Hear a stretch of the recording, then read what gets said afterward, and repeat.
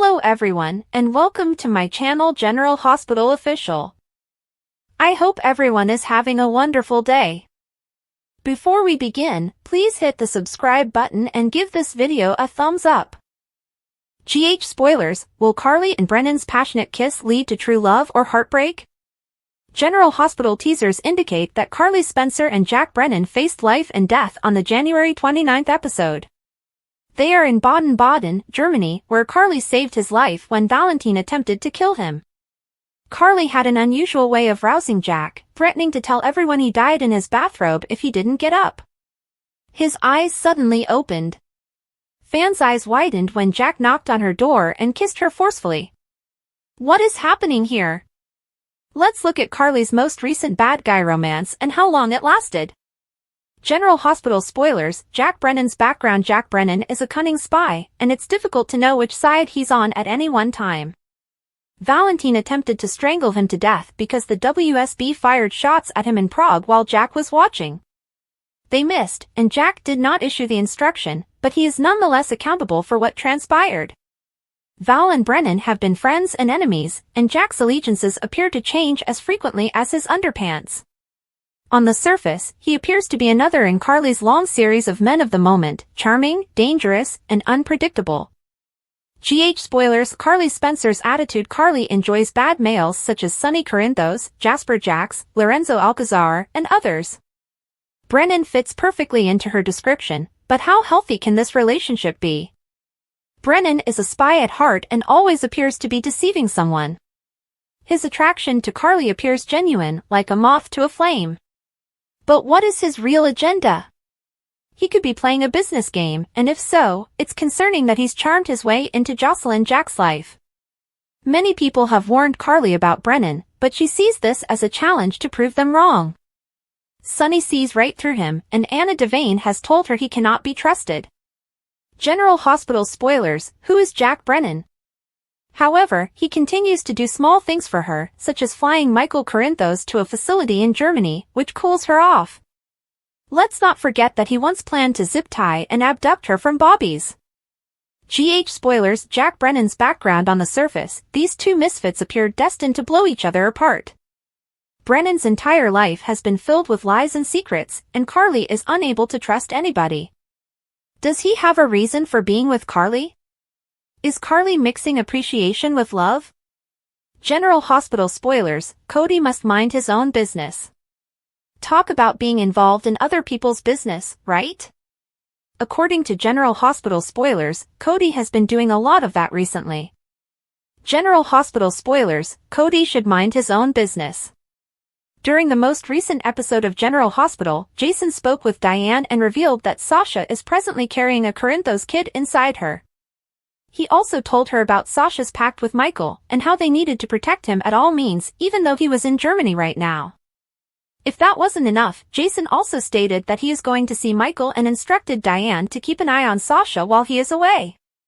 However, in the same episode, Cody tells Maxie about Sasha's pregnancy and reveals that Jason is the father.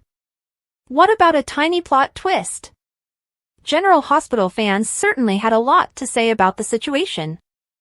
Some even stated anybody having trouble believing Cody could keep his mouth shut about Brooklyn's pregnancy all those years ago but now blabs about Sasha's pregnancy to anyone who will listen?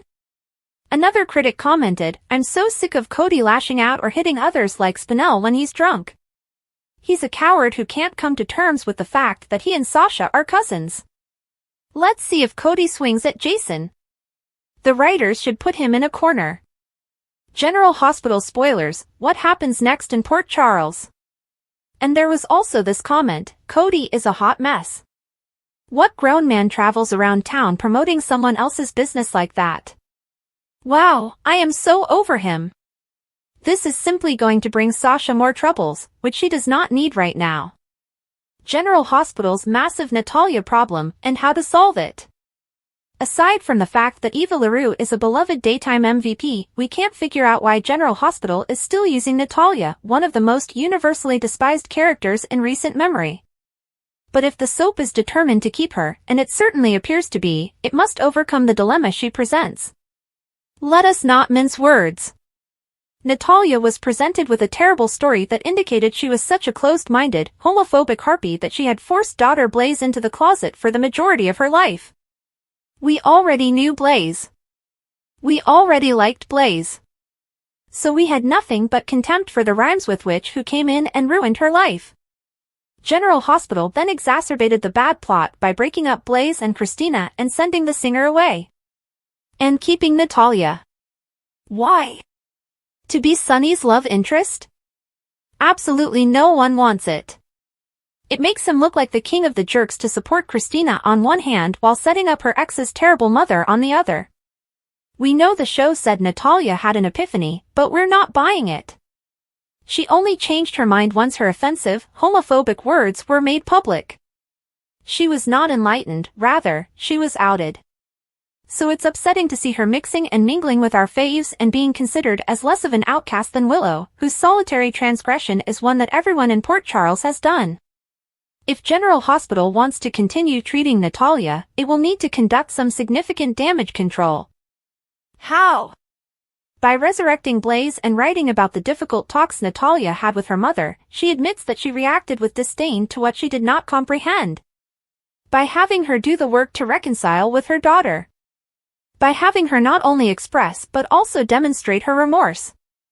Jason Morgan was not the type of man to take risks. When something didn't feel right, he trusted his instincts, and right now, those instincts told him that Michael Corintho's unexpected decision to renounce all parental rights to Sasha Gilmore Corbin warranted further investigation. Sasha had persuaded Jason that Michael had consented to let her raise the baby alone, but something about the situation didn't make sense. Michael had always been extremely protective, and his decision to step away so quickly sounded odd. Jason was concerned about more than simply Sasha's statements. The last time Michael was cognizant, he explicitly requested Sasha. That did not seem like a man willing to cut ties. The more Jason thought about it, the more certain he grew that there was more to the story. The only way to acquire actual answers was to travel directly to the source, which required a journey to Germany. Michael was healing in an exclusive medical clinic there, and Jason was willing to take a plane to find him. But the plan was not going to be so simple. Carly Spencer had just revealed that Michael was currently in a medically induced coma, complicating matters greatly. If Michael wasn't awake, Jason wouldn't be able to gain the answers he needed, and slipping past the clinic's stringent regulations would not be easy. Carly had fought to obtain entrance, and if she had difficulties pushing her way in, Jason knew it would be considerably more difficult for him. If he had any chance of meeting Michael, he might have to go via Carly first, which presented a whole other set of challenges. Jason did not want Carly to know about Sasha's baby. If he asked too many questions, she may begin to suspect something. He'd have to be careful, presenting his visit as a basic concern for Michael's well-being. But deep down, he had to wonder, was Michael truly the reason he was drawn to Germany? Or was there something else going on here? The timing of this excursion seemed too convenient. Carly had been spending an unusual lot of time overseas, and Jason had heard whispers that she was seeing a man named Jack Brennan. The name set up alarms in Jason's thoughts.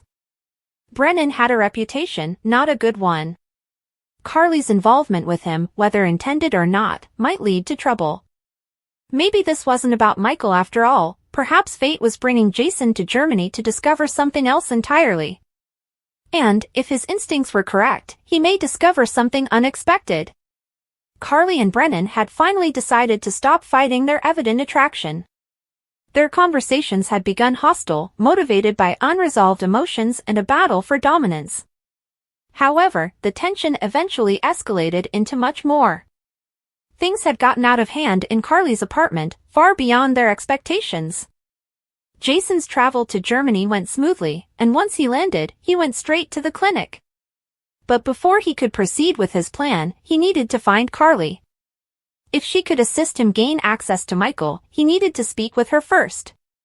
He moved around the luxury hotel where she had been staying, navigating the hallways with practiced ease. As he approached Carly's door, he knocked hard, expecting her to respond with her usual mix of surprise and frustration.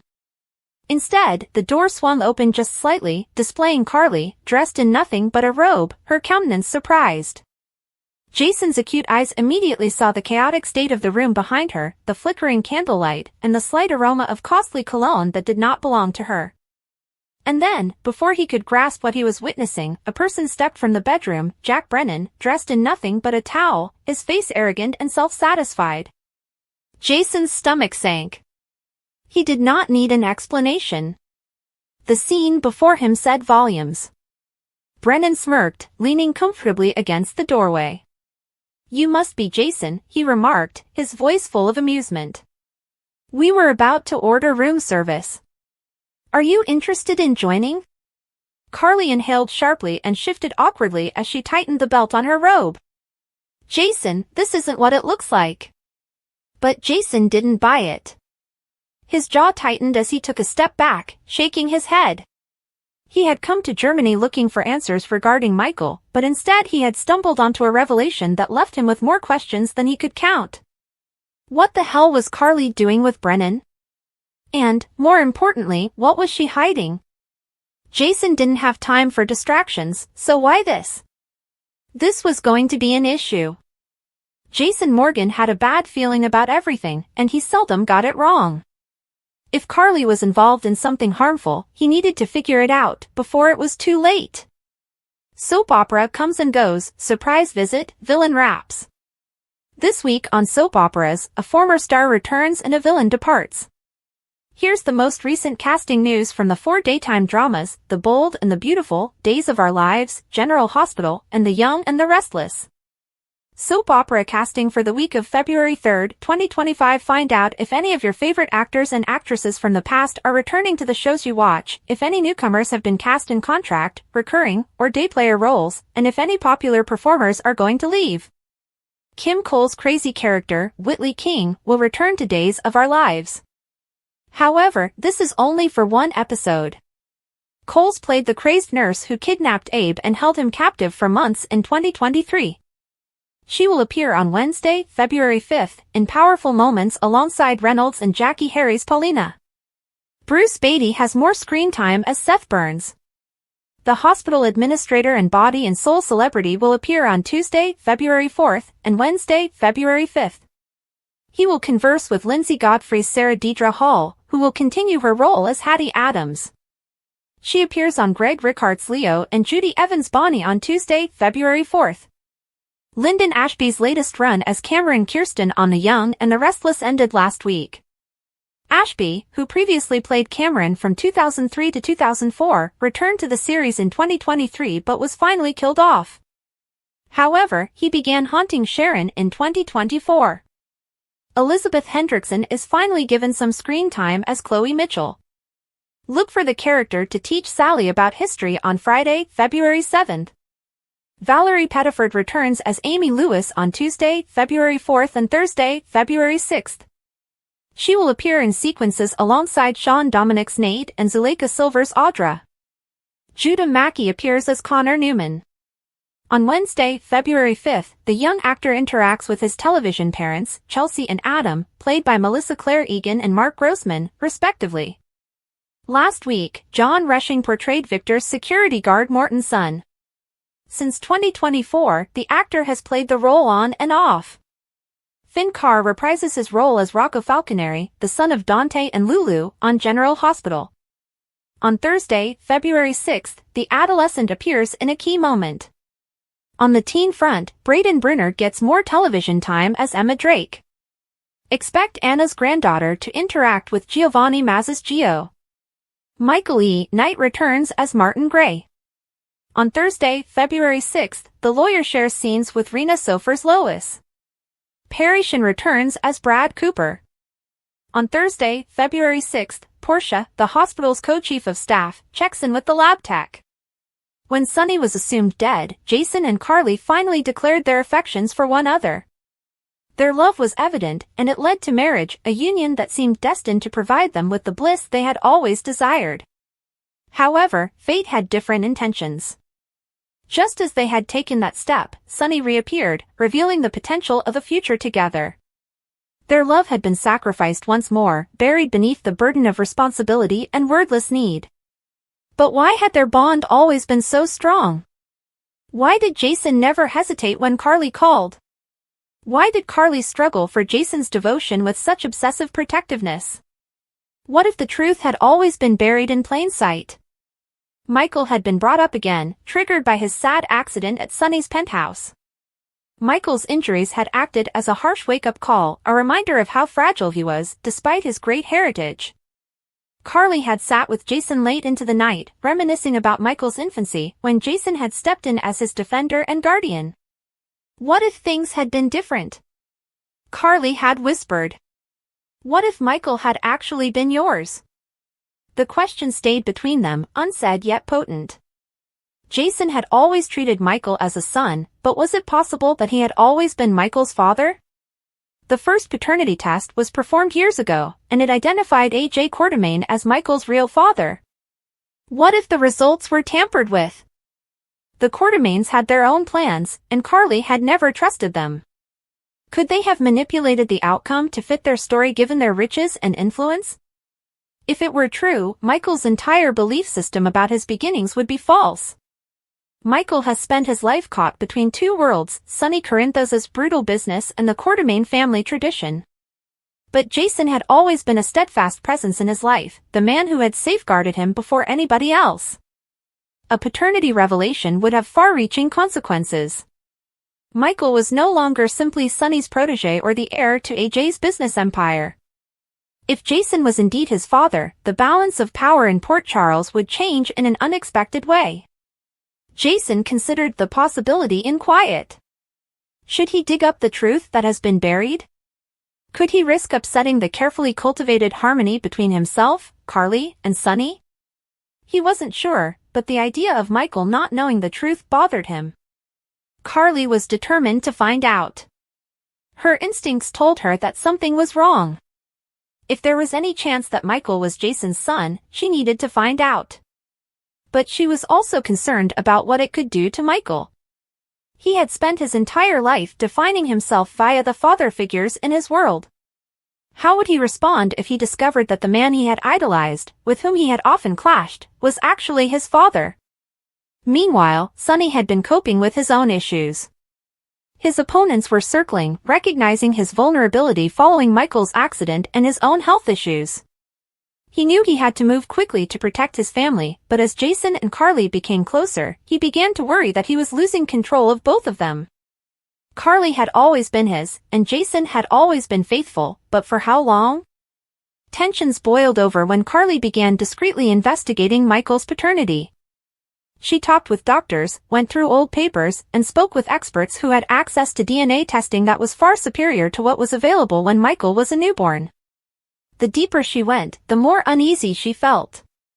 The irregularities in the documentation, the missing data, and the likelihood of intentional manipulation all pointed to a cover-up.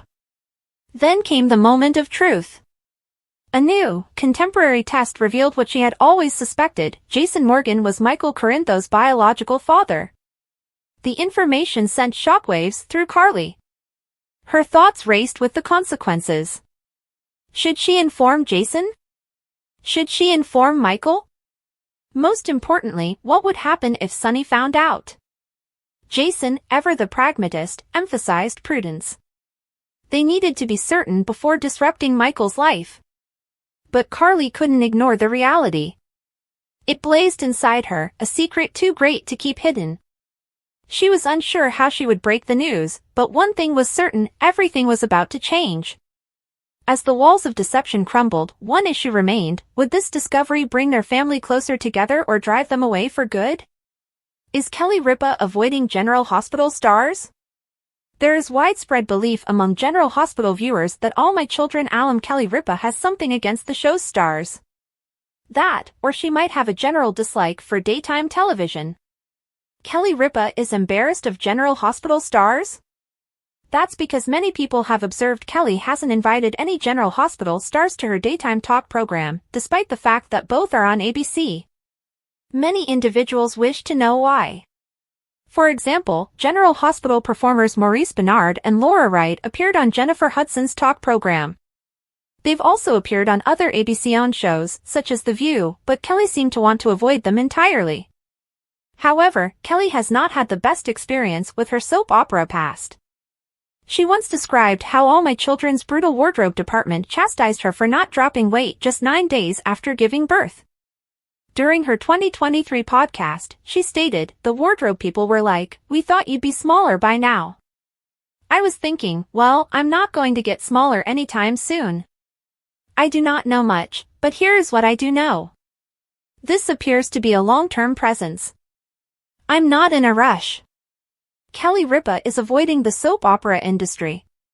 Kelly added, "I didn't recognize my own body. I was on a soap, and I had to return to work 9 days later. It was brutal." But then again, does that offer her a cause to avoid the soap opera industry entirely? Will we see some of our favorite General Hospital stars on her show in the future? This is what fans want to know. Kelly Ripa has yet to remark on the situation. As new information becomes available, we will provide you with an update. For years, the complex web of secrets surrounding the Quartermaine family had been meticulously crafted, with each thread representing an intricate falsehood that kept the past apart from the present. The most recent revelation threatened to undermine it all. Rumors persisted that the youthful and enigmatic Gio Palmieri was not who he claimed to be, and the truth about his roots was about to be revealed. If gossip were to be believed, Brooklyn Quartermaine was about to confront a chapter of her history that she had long thought was permanently closed. Brooklyn has spent most of her life avoiding the ghosts of her teenage years. She was young, afraid, and forced into making a decision that has tormented her ever since, giving up her kid for adoption. She had convinced herself that it was the wisest decision. However, fate had a twisted sense of humor. The boy she had given away all those years ago had been living right under her nose for months, in the same house she had grown up in.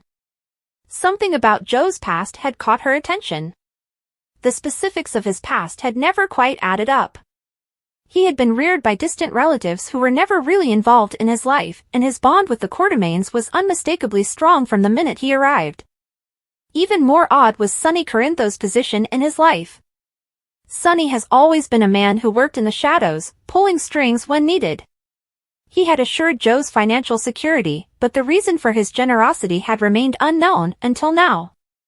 Brooklyn wasn't the only one surprised by the news. If the stories were accurate, her mother, Lois, would have known all along. The woman who had spent years teaching honesty and insisting that family was everything had kept the most terrible secret. Lois had watched her daughter cry silently for the child she had lost, despite the fact that the child was still alive. When Brooklyn eventually addressed her mother, the conversation became explosive. The air between them was tense as she demanded answers. "Did you know?" Brooklyn's voice was scratchy, and disbelief was written over her face.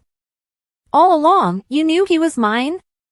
Lois clenched her fists together, remorse coloring her expression. "I wanted to tell you. I almost did it several times." Brooklyn shook her head and backed away, as if the distance would somehow mitigate the betrayal. "But you didn't. You led me to assume he was gone forever." "I thought I was protecting you," Lois muttered. "You were really young, Brookie. You were not prepared for the responsibility of parenting a child.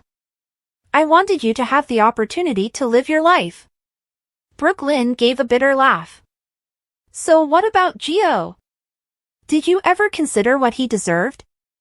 Did you ever consider what it would mean for me to find out like this?" Lois' silence spoke volumes. The revelation caused shockwaves across the Quartermaine family. Olivia was disturbed when she realized she, too, had been kept in the dark about a grandchild she had never known existed. Her husband, Ned, battled with the realization that they had all been duped for so long. Family sessions devolved into heated disputes as each member of the Quartermaine clan attempted to digest the deception. Meanwhile, Gio was left reeling. He had grown up with doubts about where he truly belonged, but nothing prepared him for the reality. He was not simply another kid taken in by the Quartermaines, he was one of them. His life had been a deception, and the individuals he had grown to trust the most were participants in it. Brooklyn's husband, Harrison Chase, was caught in the crossfire of emotions. He watched the lady he loved devolve into a tornado of uncertainty and wrath, unsure how to console her. I don't know how to make this better, Chase said one night as they sat on their bedroom floor, backs against the bed frame. But I know you aren't alone in this. I'm here no matter what happens. Brooklyn turned to him, her eyes gleaming. I'm not even sure what comes next, Chase. Should I try to develop a relationship with Gio? Does he really want that? There were no easy solutions. Lois, trying to repair what had been destroyed, attempted to contact her daughter, but Brooklyn was not ready. Forgiveness was not something that could be granted overnight. It had to be earned, and Brooklyn wasn't sure she'd ever completely trust her mother again. The days passed, and the revelation weighed heavily on the Quartermaine mansion. Conversations were hushed, glances were suspicious, and the once bustling home felt like a powder keg waiting to blow. Gio, who had always prided himself on controlling his emotions, struggled to understand his place in the family. He wasn't sure how to confront Brooklyn, knowing how much anguish his presence had caused her. But one night, while he sat in the dimly lit Quartermaine living room, she discovered him. I don't know what I'm supposed to say to you, Brooklyn said, sitting next him. I don't know how to be your, she paused, the words hanging in her throat. I don't even know if you want me to be anything to you. Gio looked at the floor for a long time before eventually addressing her gaze. I'm not sure either. But I believe we should sort it out. It was a start. The journey ahead wouldn't be easy. The anguish of betrayal would take time to heal, and the scars caused by years of secrets would not go away overnight. But when Brooklyn and Gio sat in the silence of the mansion, they had an unspoken understanding that neither of them had to express. Family was more than just blood. It was all about options. For the first time in a long time, they were faced with a decision. Adam Huss completes a film with TUC Watkins. The daytime world may be a pretty tiny world, with soap actors crossing paths on many other projects. Adam Huss, Nicholas, from General Hospital recently finished filming a new film alongside TUC Watkins, another actor who has spent time in Port Charles. Just wrapped exit interviews in Georgia with a fantastic cast and crew, Huss said on Instagram, with some photographs shot on set. Great experience with great people, excited to see how this one turns out. After tagging several persons engaged in the project, the actor singled out one in particular. And a big thank you to the amazing Jeremy O'Keefe for putting me on their radar and having me cast. Although he is best recognized for his role as David Vickers on One Life to Live, Watkins also appeared as Dr. Pierce Dorman on General Hospital from 1996 to 1997. He was a nasty piece of work who sued Monica for sexual harassment after their affair ended and was also a heroin dealer in Port Charles. Watkins returned to OLTL several times in future years and achieved success on primetime shows such as Desperate Housewives, Parks and Recreation, and Uncoupled. Huss began his daytime career as Lance on The Bold and the Beautiful, but he quickly gained millions of faithful fans when he joined General Hospital in 2021 as Nicholas Cassadine. While Nick is in prison, Huss has been working on numerous projects, most recently completing work on the series Heavy Hitters, which also stars another GH veteran, Ted King, who portrayed Lorenzo and Luis Alcazar, along with Tomas Delgado on OLTL and currently Jack Finnegan on B&B. Do you see what we mean? A little universe with a lot of overlap. There isn't much information available about exit interviews currently. The film's Instagram page has the phrase "if you want to learn the truth about yourself, ask someone who left you," which suggests some extremely convoluted relationship drama. The tragic life of General Hospital's Maurice Benard. According to General Hospital News, you may believe you know everything about him until you find there is so much more to learn about him. Of course, we are discussing the tragic events in the life of actor Maurice Benard, Sonny Corinthos. The tragic life of General Hospital's Maurice Benard. In 2022, while appearing on Good Morning America, Maurice discussed his bipolar condition. He clarified, "I was 21 when I started, I had my first nervous breakdown and was in a mental institution, strapped down to a bed. At the time, I was having a lot of negative thoughts and wondering how I was going to get out of here. I knew there was a reason. And then I got General Hospital, where I portrayed a bipolar character." He's also commented on his popular YouTube series. Maurice stated that when he started State of Mind, all he wanted was a place for his friends, family, and co-stars to chat about mental health concerns that aren't normally discussed until they're behind closed doors. He explains it this way: all I want is for this to be two people in a room talking to each other and someone looking through a peephole going, wow. There will be no interview. I tell everyone the same thing. I liberate people's minds by saying, look, whatever you say you don't want, in the finished film, I'll cut, so you don't have to worry about, oh, should I say that? And out of 90 interviews, only one person has had me cut something. Maurice plans to discuss suicide prevention more in 2023. Maurice posted a video on social media promising more YouTube series discussing suicide and sadness. He began his tape by saying, when I hear about a suicide, I don't know what it is in me, but I feel like I could have done something even if I probably couldn't. I'm not sure how to fix it. GH News, what's next for Maurice Benard? We need to work this out. Because look, we only hear about celebs who commit suicide. We don't hear about the other people you and I know. In January 2025, it was believed that Maurice was considering retirement. It has been speculated that Sonny Maurice may be dying. And if he dies, Maurice Benard's daytime broadcast career may come to an end. After all, Maurice has been on the show for over 40 years. He has also shown an interest in hosting a television discussion show and expanding his YouTube series, State of Mind. So it only seems sense that Maurice retires when the General Hospital writers murder off his character, right? Or are the writers attempting to keep us on the edge of our seats with another plot cliffhanger? Thanks for watching. If you like this video, so please don't forget to subscribe my channel and don't miss any update.